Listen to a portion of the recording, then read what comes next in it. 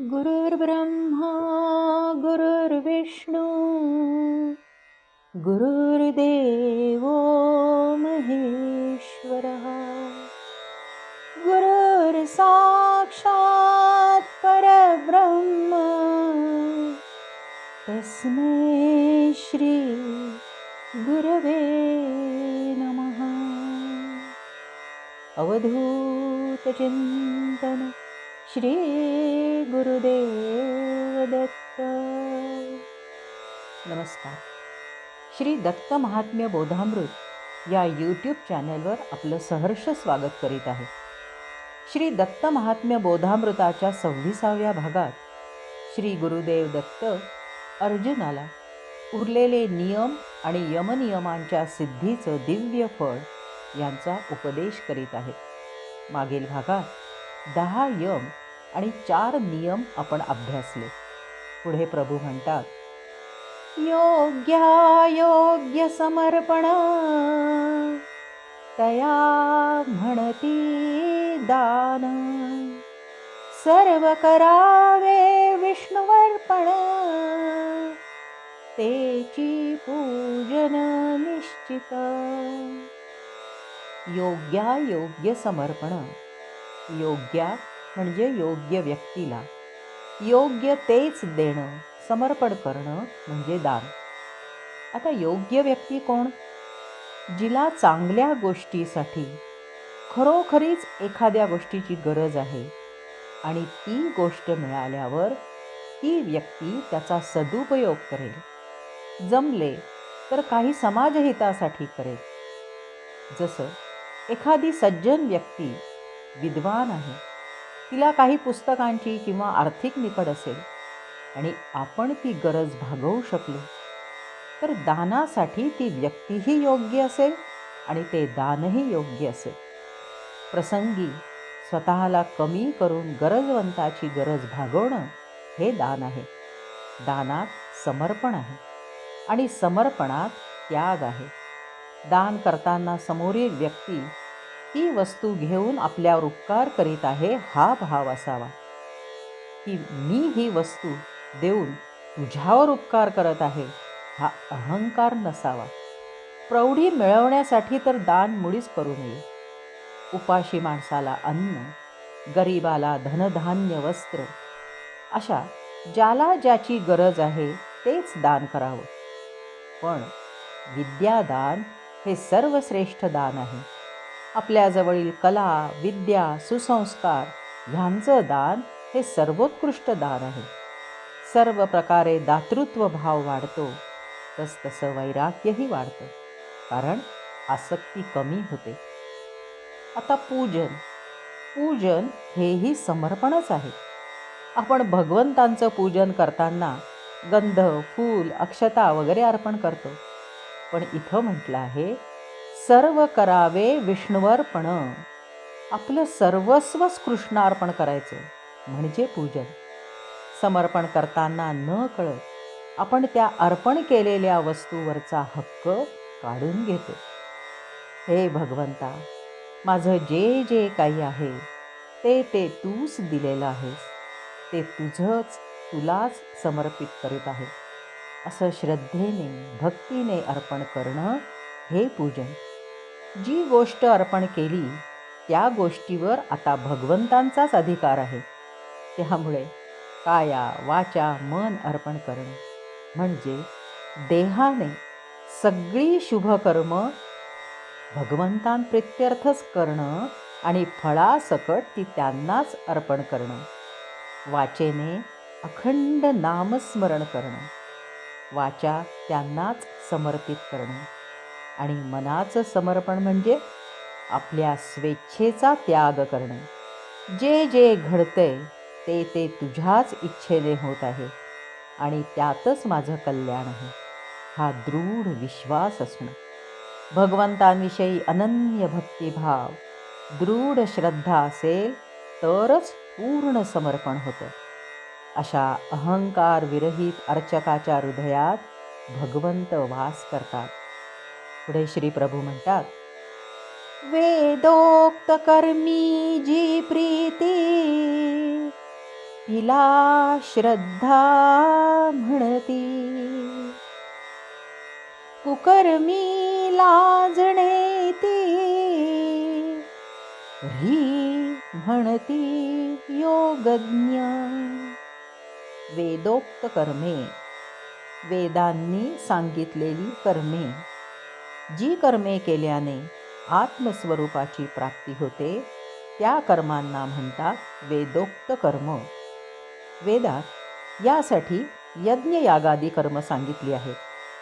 सगळी कर्म करताना ती सर्वव्यापी परमात्म्यासाठी केली जातात. या वेदवाक्यावर, त्याविषयी सद्गुरूंनी केलेल्या परोक्ष ज्ञानावर आणि त्या कर्मांवर विश्वास असणं, आस्था असणं ही श्रद्धा आहे. समष्टी पातळीवर स्थूल यज्ञ करतात. त्यात प्रामुख्याने पंचमहाभूतांचं पूजन करतात. त्यांचं शुद्धीकरण करण्यासाठी औषधी वनस्पती, सोमरस, गाईचं तूप अशा पदार्थांचं मंत्रोच्चारणाने हवन करतात. त्यामुळे महाभूतांची, वातावरणाची सृष्टी होते, शुद्धी होते. रोगजंतूंचा नाश होतो, अर्थात असुरांचा नाश होतो. व्यष्टी पातळीवरील अधियज्ञाचं प्रतीक हा स्थूल यज्ञ असतो. आपल्या शरीरातील पंचमहाभूतांचं शुद्धीकरण हे वेदोक्त कर्म आहे. एकेका भूताचं शुद्धीकरण होऊन त्याचा दुसऱ्या महाभूतात लय होतो. शेवटी सगळ्यांचा लय होतो शब्द ब्रह्म ओंकारात. यासाठी साधनेची धुनी पेटवणं आणि त्या योगाग्नीत अशुद्धींचं हवन करणं हा अधियज्ञ आहे. योग जाणणारे योगज्ञ ह्या वेदोक्त कर्मावर प्रेम असण्याला श्रद्धा म्हणतात.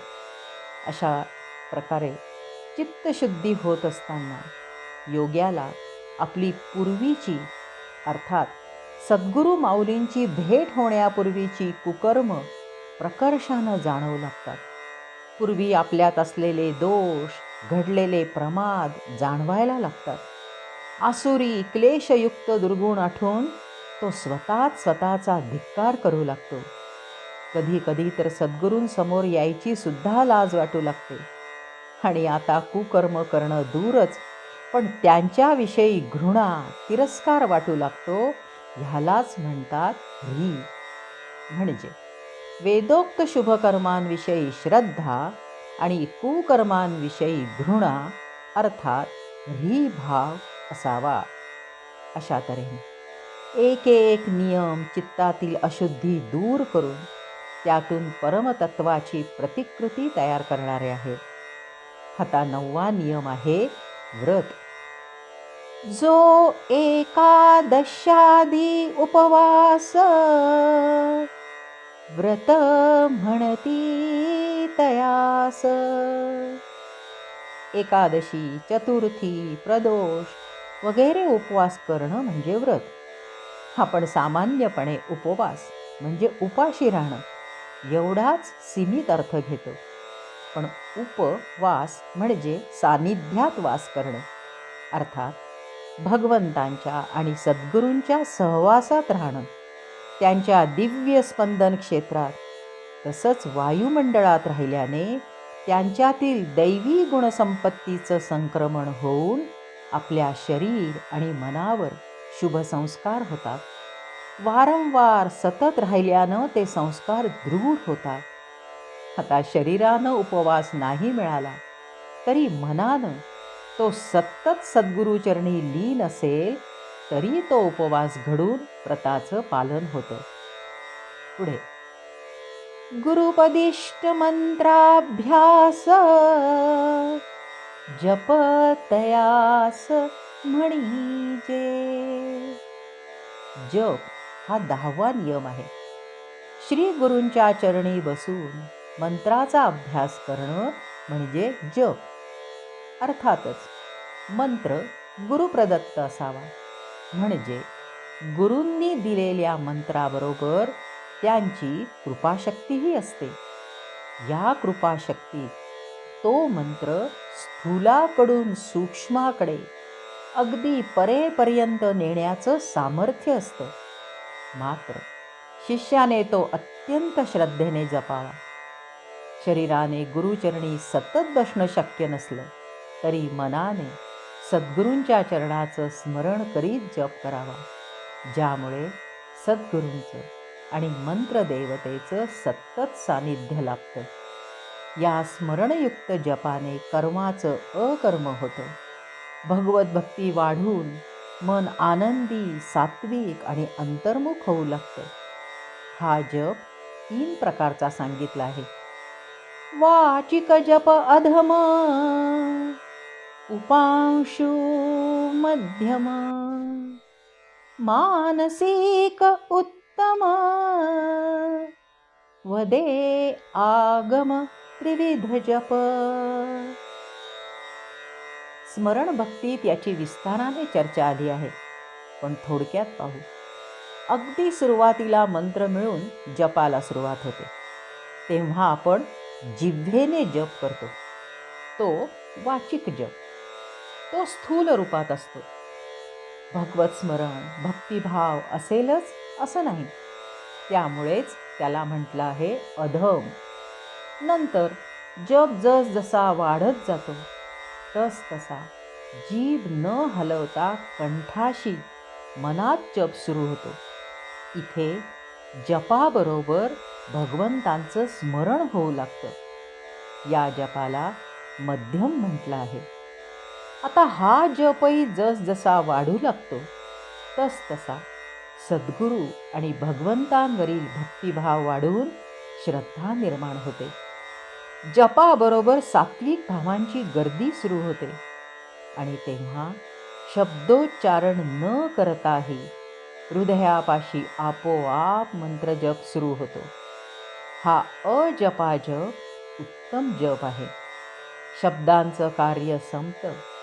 स्थूल शब्दांचं रूपांतर सूक्ष्मतम भावात होतं आणि तो भाव परावाणीत सहज लय पावतो. हा लय होताना परावाणी स्फुरण पावते आणि त्या स्फुरणाच्या आनंद लहरी शरीरभर पसरून परमानंदाची प्राप्ती होते.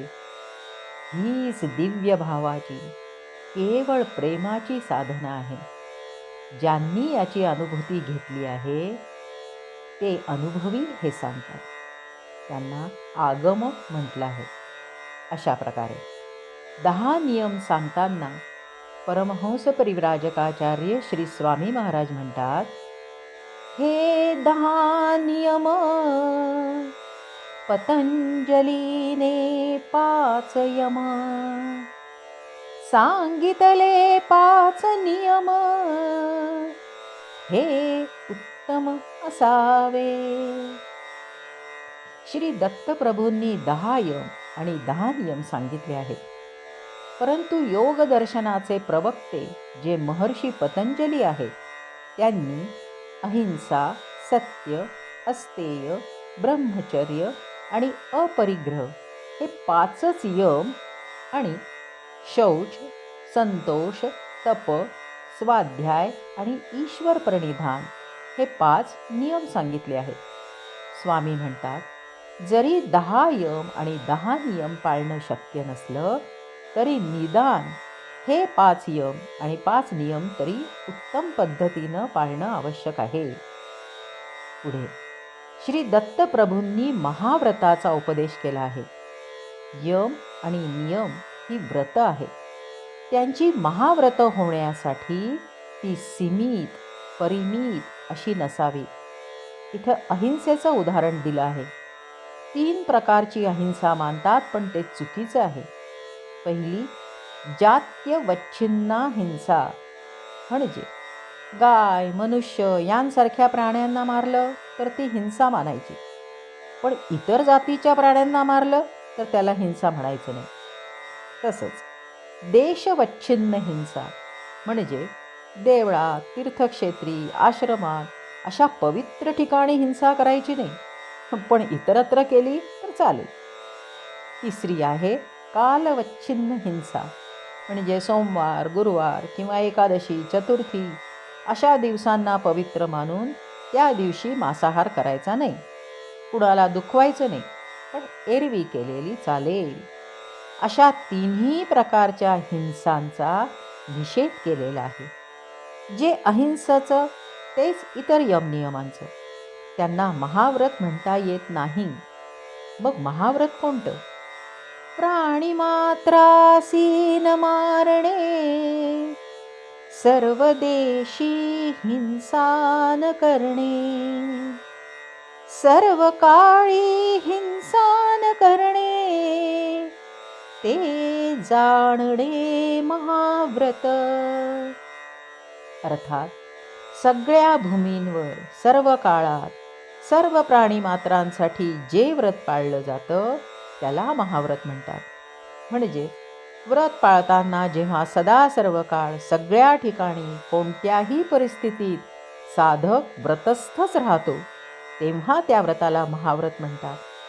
अशा महाव्रताच्या स्वरूपात जेव्हा यमनियमांचं पालन होतं तेव्हा परमधर्माची स्थापना होऊन कर्म सफल होतं. अर्थात आत्मस्वरूपाची प्राप्ती होते. ज्या योग्याला ब्रह्मप्राप्ती करावयाची आहे त्याने अशा महाव्रताचं पालन करावं आणि परमधर्म स्थापन करावा. परमधर्म हा बाह्य धर्म नसून आंतरिक धर्म आहे. बाह्य जगाच्या विरुद्ध दिशेने जाऊन ब्रह्माचरण करण्याचा जो पुरुषार्थ साधक साधर करीत आहे त्याचं फळ अर्थात आत्मज्ञान होण्याची पात्रता त्या साधकाला प्राप्त होते. ध्यानात एकाग्रता येऊ लागते, धृती दृढ होते, सर्व समभाव वृत्ती तयार होते. आता श्री दत्तप्रभू या सर्व यमनियमांच्या सिद्धींचं फळ सांगतात. अहिंसा सिद्ध झाली जयासी, तत्सन्निध राहता जीवासी, वैरभावन उमटे मानसी, जाती वैर्यासी मित्रत्व ये. यम नियम सिद्ध होतात म्हणजे योग्याच्या ठिकाणी ते स्थिर होतात, अढळ होतात आणि त्या सिद्ध योग्याला दिव्य फळांची प्राप्ती होते. पहिला यम अहिंसा. ज्याच्या ठिकाणी अहिंसा प्रतिष्ठित होते त्याच्या शांत अहिंसक व्यवहाराच्या प्रभावामुळे अगदी शत्रू जरी समोर उभा राहिला तरी त्याच्या मनातला वैरभाव नाहीसा होतो. हिंसेचा पूर्ण त्याग झाल्याने तो अजातशत्रू बनतो. म्हणून ऋषींच्या आश्रमात उंदीर मांजरासी खेळत, गायी व्याघ्र एकत्र होत, अहिंसा फळ असे असे. ज्या ऋषींना अहिंसा सिद्ध झाली त्यांच्या स्पंदन मंडळात वायुमंडळात जोही येतो त्याच्यात शुभसंस्कारांचं संक्रमण होतं. अशा महापुरुषांच्या आश्रमात गाय आणि वाघ नदीच्या एकाच घाटावर पाणी पितात. मुंगूस आणि साप, उंदीर आणि मांजर आपापसातलं जन्मजात वैर विसरून एकत्र खेळतात. हिंसक वृत्तीचा त्या परिसरात नाश होऊन त्या वातावरणात क्रूर प्राणी, दुष्ट व्यक्तीसुद्धा अहिंसक, आश्वस्त आणि शांत होतात. आता दुसरा यम सत्य. सत्याने मिळे मंत्र फळ. ज्या योग्याच्या जागी सत्याची सिद्धी होते त्याला वाचा सिद्धी प्राप्त होते.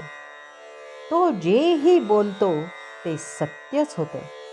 म्हणजे वाचा आणि कर्म एकच होऊन जातं. त्याच्या मुखातून बाहेर पडणारे शब्द आशीर्वाद होऊन जातात. अर्थातच तो जोही जप करतो, मंत्र म्हणतो, ज्यासाठी करतो तेही सत्य होऊन त्याचं फळ शीघ्र मिळतं. तिसरा यम ब्रह्मचर्य. ब्रह्मचर्ये मिळे बळ. ब्रह्मचर्य सिद्ध झाल्याने अर्थातच वीर्य लाभ होतो. त्या वीर्यामुळे तेजाची, ओजाची प्राप्ती होते. त्यामुळे उत्साह, बल आणि अत्यंत स्फूर्ती प्राप्त होते. अनेक सद्गुणांचा कायिक, भावनिक आणि मानसिक विकास होतो. या तिन्ही स्तरावरील विकास कायमस्वरूपी होतो. रोगप्रतिकारक शक्ती वाढते. दीर्घायू प्राप्त होतं. आत्मविश्वास वाढतो. जर हे योगी गुरुपदी विराजमान असतील तर आपल्या जवळचं ज्ञान शिष्यापर्यंत पोहोचवण्यास ते अत्यंत समर्थ होतात.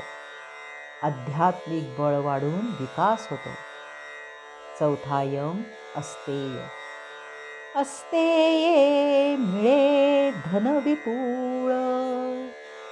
धन, इथे धन आहे ईश्वरी गुणांचं.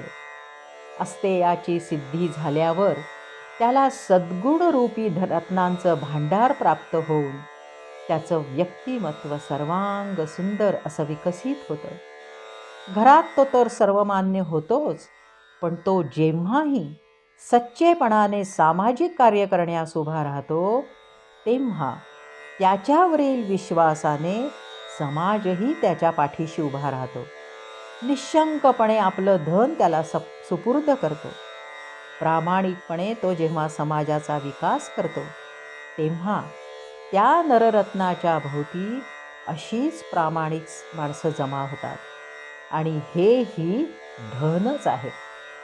आता पाचवा यम आहे अपरिग्रह. कळे पूर्वफळ अपरिग्रहे. साधक एकीकडे परिग्रहाचा निषेध करत असताना जेव्हा आजूबाजूच्या व्यक्ती ऐहिक क्षणिक संसाधनांची जमवाजमव करण्यासाठी धनार्जन करताना, त्या वस्तूंच्या रक्षणासाठी शक्तीचा अपव्यय करताना, प्रसंगी भ्रष्टाचार, हिंसा करताना पाहतो तेव्हा त्याला त्या सगळ्या गोष्टींमधले दोष प्रकर्षाने जाणवू लागतात आणि त्या गोष्टींचा तो आपसूक त्याग करू लागतो. या सगळ्यांच्या मुळाशी, या सगळ्यांच्या केंद्रस्थानी आपलं शरीरच आहे हे लक्षात घेऊन शरीर हे सुद्धा परिग्रहच वाटू लागतं. त्यातूनच विचारांना दिशा मिळते. मला हे जे शरीर प्राप्त झालेलं आहे ते कशामुळे? मी या शरीराचा त्याग तर नाही करू शकत, पण या अनात्म गोष्टींचा त्याग करून आत्माभिमुख होणं शक्य आहे. या विचारातूनच त्याला हे कळू लागतं. हा जन्म होण्यापूर्वी माझं स्वरूप कसं होतं, कोणत्या पूर्वजन्मांच्या फळामुळे मी आज असा आहे आणि आत्ताच्या कर्मांमुळे भविष्यात मी कसा होईल, हे सगळं त्याला समजायला लागतं, कळायला लागतं. आता सहावा यम आहे शौच. बाह्य शौचे ये स्वदेहाचा वीट. अंतर शौचे ये इंद्रिय जय स्पष्ट. मनस्थैर्ये सौमनस्य नीट. आत्मदर्शन योग्यताये. बाह्य शौचे ये स्वदेहाचा वीट. विरोधी वाटतं ना, पण बाह्य शौच सिद्ध होतं तेव्हा हेच होतं. अहो, जितक्या वेळा देहशुद्धी करावी तितक्या वेळा पुन्हा पुन्हा घाणच होते. कारण ही घाण बाहेरची नाहीच आहे, देहाच्या आतून, देहाच्या सर्व छिद्रातून बाहेर पडणारी आहे. तोंडात थुंकी, नाकात शेंबूड, शरीराच्या रोमारोमातून पाझरणारा घाम, मल, मूत्र, सगळे दुर्गंधीयुक्त स्त्राव, उत्सर्जक द्रव्य शरीरातून सतत बाहेर पडत असतात. ते स्वच्छ करण्याच्या मागे जो लागतो त्याला ते सतत जाणवू लागतात आणि एक वेळ अशी येते की त्याला देहाचा वीट येतो. यालाच देहबुद्धी जाणं असं म्हणतात. देहावरचं प्रेमच नाहीसं होतं आणि त्याचबरोबर शरीराशी निगडीत वस्त्र, घर, परिसर सगळ्यांचीच आसक्ती संपते. अध्यात्माच्या मार्गावरील अनासक्ती हा दैवी गुण प्राप्त होतो. अंतरशौचे ये इंद्रियजय स्पष्ट. अंतःकरणाच्या शुद्धीने मनाची एकाग्रता वाढते. मन अंतर्मुख होते. आपोआप मनाच्या तालावर नाचणारी इंद्रिय सुद्धा स्तब्ध होतात. ही सुद्धा अंतर्मुख होतात. हाच इंद्रियांवर विजय आहे. मनस्थैर्ये सौमनस्य नीट. चित्ताची शुद्धी होते म्हणजे वासनायुक्त संस्कारांचा क्षय होतो. ह्या वासनाच मनाचं स्थैर्य बिघडवत असतात. पण त्या क्षीण झाल्याने मन ईश्वरचरणी चटकन एकाग्र होतं. रजो तमो गुण कमी होऊन सत्वगुणाची वृद्धी होते. त्यामुळे मन हलकं, फुलासारखं प्रसन्न, शांत आणि आनंदी होतं. म्हणजेच मनाचं सुमन होतं. यालाच म्हणतात सौमनस्य. आत्मदर्शन योग्यता ये. असं सौमनस्य प्राप्त झालेलं मन ईश्वरचरणी चटकन लीन होतं आणि ध्यानावस्था प्राप्त होते. ध्यानावस्थेत इंद्रियांकडून वाहणारा शक्तीचा प्रवाह अंतर्मुखी होऊन इंद्रियांवर संयम येतो. मन, प्राण, इंद्रियांवर जय मिळाला की आत्मदर्शन दूर नाहीच आहे. म्हणजे आत्मदर्शनाच्या प्राप्तीसाठी हा साधक योग्य होतो. अंतर्शौचाच्या सिद्धीशिवाय ते अशक्य आहे. किंबहुना सगळ्या साधनांचं, उपासनांचं प्रयोजन चित्तशुद्धी हेच असतं. पण त्यासाठी महान सद्गुरूंची परमकृपा होणं गरजेचं आहे. आता संतोषाची सिद्धी सांगतात. उत्तम सौख्य मिळे संतोषाने. संतोष जेव्हा सिद्ध होतो तेव्हा अत्यंत उत्तम सुखाचा लाभ होतो. उत्साहाने, विवेकाने साधक जसजसा एक एक अनात्म गोष्टीचा त्याग करू लागतो तसं मन संतोषानं प्रसन्न होत जातं. जेव्हा संतोष स्थिर होतो तेव्हा इहपारलौकिक अनात्म बाह्य सुख कसपटाप्रमाणे तुच्छ वाटू लागतात. त्यांची लालसा, तृष्णा सगळं नष्ट होऊन जातं आणि सत्वगुणी संतुष्ट मनात अकारण आनंद आणि आत्मसुखाची अनुभूती येऊ लागते. आतून स्त्रवणाऱ्या दिव्य आनंदामुळे, सुखामुळे मन भरून जातं. तपाची सिद्धी सांगताना प्रभू म्हणतात, देहेंद्रिय शुद्धी हो तपाने. तपात द्वंद्व सहन करताना देह आणि इंद्रिय सुद्धा सिद्ध होतात. त्यांच्यामध्ये विशेष गुण आणि क्षमता प्राप्त होतात.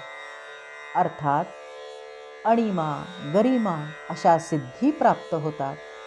ज्ञानेंद्रियांना सुद्धा सिद्धी प्राप्त होतात, जसं दूरश्रवण, दूरदर्शन वगैरे. तपाचरण म्हणजे धर्माचरण. धर्माचरणामुळे अधर्म, अविद्या यांचा क्षय होतो. तप हे पापनाशक असतं. तसंच सद्गुरूंनी दिलेलं साधन हेही तपच आहे. या तपामुळे आत्म्यावरील वासनायुक्त अशुद्धींचं आवरण क्षीण होतं. त्यामुळे तपस्वीला ज्ञानाचा प्रकाश लाभतो. आता जपाची सिद्धी सांगतात. देव सान्निध्य हो जपाने. जप करताना जेव्हा अजपाजप सुरू होतो तेव्हा भगवंतांवरील प्रेमाने स्तवन सुरू होतं. भगवंतांचे ईश्वरी गुण बुद्धीत स्थिरावतात. चित्त जपात रममाण असताना कर्माचं अकर्म होतं. साधक भक्त भगवंतांशीच युक्त होऊन जातो. त्या भक्ताला देवता किंवा सिद्धपुरुष प्रत्यक्ष किंवा स्वप्नदर्शन देऊन भेटतात, त्याला मोक्ष मार्गावर प्रगत होण्यासाठी मार्गदर्शन करतात, शंका समाधान करतात, त्यांच्या अभ्यासात मदत करतात आणि यामुळे गूढ ज्ञानही सहज आकलन होतं. ह्यालाच म्हणतात देवाचं सान्निध्य. आणि आता मिळे भक्तीने समाधी. भक्तीची सिद्धी म्हणजे भक्ताचं भगवतचरणी पूर्ण समर्पण. भगवंतांशिवाय दुसरं काहीही नको, त्यांची इच्छा तीच माझी इच्छा, या समर्पण भावनेने बाकीचे यम नियम सुद्धा आपोआपच सिद्ध होतात. चित्तशुद्धीचा वेग वाढतो. भक्तीशिवाय योग, याग, तप सगळं व्यर्थ आहे. उलट भक्तीचा भोळा भाव मनाला भगवतचरणी चटकन एकाग्र करतो, जी एकाग्रता नंतर समाधीत परिवर्तित होते. अशा तऱ्हेने श्री गुरुदेव दत्तात्रेयांनी अर्जुनाला 10 यम, 10 नियम आणि ते सिद्ध झाल्यावर त्यांच्या दिव्य फळांची प्राप्ती सांगितली आहे. इथे अगदी स्पष्टपणे जाणवतं, यम नियम अंगात मुरल्याशिवाय ध्यान धारणा करणं अयोग्य आहे. चित्ताची स्थिरता झाल्याशिवाय दिव्य गुणांची प्राप्ती होत नाही. दया, क्षमा, शांती हे दिव्य गुण म्हणजे खरं तर चित्ताच्या अवस्था आहेत. त्या प्राप्त झाल्याशिवाय भगवंतांची प्रसन्नता लाभत नाही. उलट ते प्राप्त होताच आतील भगवंतांच्या अस्तित्वाचा प्रकाश जाणवू लागतो. असे प्रसन्न भगवंतच भक्ताचा हात धरून आपल्यापर्यंत घेऊन जातात. पुढील भागात अष्टांग योगाचं 3रं अंग आसन आणि 4थं प्राणायाम हे पाहू. आज इथंच थांबू. अवधूत चिंतन श्री गुरुदेव दत्त. दिगंबरा दिगंबरा श्रीपाद वल्लभ दिगंबरा. दिगंबरा दिगंबरा श्रीपाद वल्लभ दिगंबरा. दिगंबरा दिगंबरा श्रीपाद वल्लभ दिगंबरा.